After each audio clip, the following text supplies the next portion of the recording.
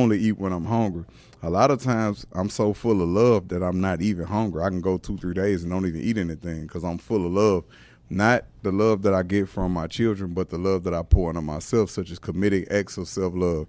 Not going to get my nails and my feet did, but like my chakra alignment from my yoga, my meditation, my fitness, and the things that I do is all condensed into one thing. Martial arts. You want me to go all the way back? Yeah, go back. Tell us.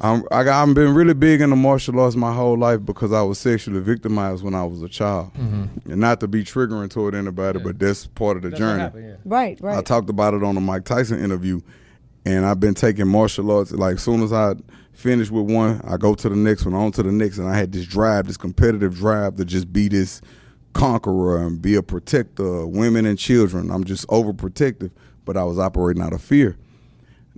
Because of what you experienced. Because of my past traumatic experience. That's I never had healed from that.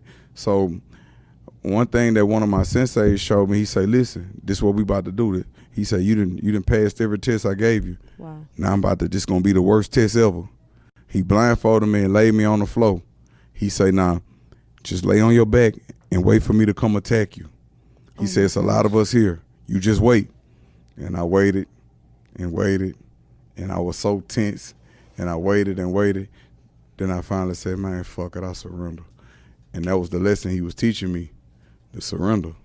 That was the hardest thing I ever had to learn how to do. So once I learned how to surrender, that's when I could say, you know what? Did you feel like you healed at that moment? Did you feel different? No, healing is a dance. Yeah. You never truly heal. And I'm glad I didn't just heal all at once. If it was a magic pill that I could take to heal, I wouldn't want it, because adversity is what built character. Like, having my heart broke was the best thing that ever happened to me. It turned me into something I never thought I could become. I was codependent on a relationship because of the abandonment issues I had with my mother. Once I went back and healed the relationship with my mother, and I told her, you know what, I'm grateful for you. Thank you. Like, thank you. That's you the gave me toughest life. thing to do, though. It's the toughest thing to do. I went through that myself. I tell people now that I used to dread my family. Now I love to be around my family. For a long time, I blamed them for whatever. But that journey brought me here, and I would not change a thing. Because I ain't gonna say I love to be who I am. around them, because my frequency is super high. And Well, like I like to be around him in short spurts, but I do. compared to that moment, Because it was when I go interesting back when and I look read at a that. lot of I just now forgave myself. I just now, like, that's what why the album is called Ceremony, because I was gonna I'm ask learning that. to love the stranger that was once myself. I have learned to love the stranger that was once myself. But I used to look at those pictures and cringe, like, the fuck? Like, I really used to be like that.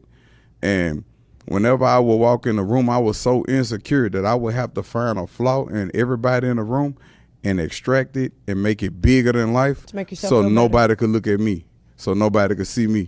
I fuck better. I do everything better. Everything is better. Everything is 100% better. Why would I trade this for the old life? That's why it's a ceremony. It's a celebration. I'm celebrating myself. I learned to love the stranger that was once myself. Like, when I take my shirt off, my woman look at me with admiration. All of this frustration that he took and he put it in and made himself a god. It's on there. I want to ask you some questions, because we talked before. Ask me anything. I want you. Growing up in Louisiana. I'm really having fun. I ain't gonna lie though, mama. But we can stop whenever you want to. But I'm really having fun. Sorry, I'm a pit bull with the skirt. I know. It's good, Alvina. It's good. All right. Yes. But growing up in Louisiana, there's a lot of really talented people that come out of Louisiana, like, and Baton Rouge in particular. Yeah. How? It's like 200,000 people, 250,000 people. Like, how do you have Boosie, Webby, yourself, Fredo, like NBA, yes. NBA YoungBoy? You want is the in you the want water. the I want. you choose to live, and I'm enjoying my life while I'm alive. Yeah. I don't care about that's what a other great people got message. going on. I don't. Like, I love my life. Like, I'm Automatic happy always tells me, he's like, I've done a lot of "Man, interviews, and you're always in my top 3 interviews. thank you. Thank you. Thank you so much. At You least have- somebody cares. And every day I search my own soul. Every day.